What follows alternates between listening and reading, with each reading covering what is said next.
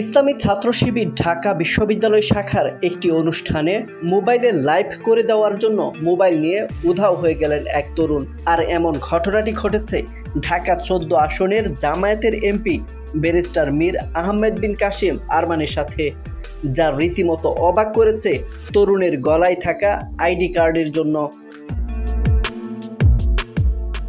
এ বিষয়ে এক ফেসবুক পোস্টে এই এমপি জানান, মোবাইল প্রতারণার শিকার হয়েছি। ইসলামী ছাত্র শিবির ঢাকা বিশ্ববিদ্যালয় শাখার জুলাই নিয়ে একটি আয়োজনে আমি মোবাইলে লাইভ সম্প্রচার করছিলাম। এমন সময় ওই আয়োজনের আইডি কার্ড পরা এক যুবক এসে বলে, মোবাইলটা আমার হাতে দিন, আপনি স্বাচ্ছন্দ্যে কথা বলুন। আইডি কার্ড দেখে বিশ্বাস করে ফোনটি তার হাতে দিয়ে আমি বর্ণনা দিচ্ছিলাম। কিছুক্ষণ পরে দেখি সে ফোন সহ উধাও।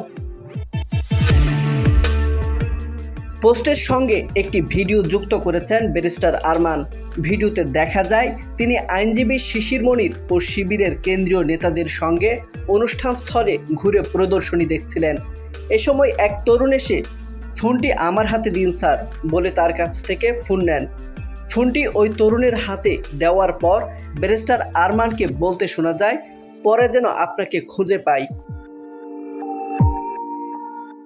এরপর প্রায় ১ মিনিট ওই তরুণকে ব্যারিস্টার আরমানের সামনে ও পেছনে ঘুরে লাইভ সম্প্রচার করতে দেখা যায়। পরে সম্প্রচার বন্ধ হয়ে যায়। এরপর ওই তরুণকে আর খুঁজে পাওয়া যায়নি বলে অভিযোগ করেন সংসদ সদস্য। ব্যারিস্টার আরমান ওই ব্যক্তির সন্ধান চেয়ে শেষে যোগাযোগের অনুরোধ জানিয়েছেন। সেই সাথে থানায় জিডি করার কথাও বলেন তিনি। এই ঘটনায় যুবকের গলায় থাকা আইডি কার্ড নিয়ে আনুষ্ঠানিক কিছু জানায়নি ছাত্র শিবিরের আয়োজক কমিটি থেকে। Multimedia desk, breaking news.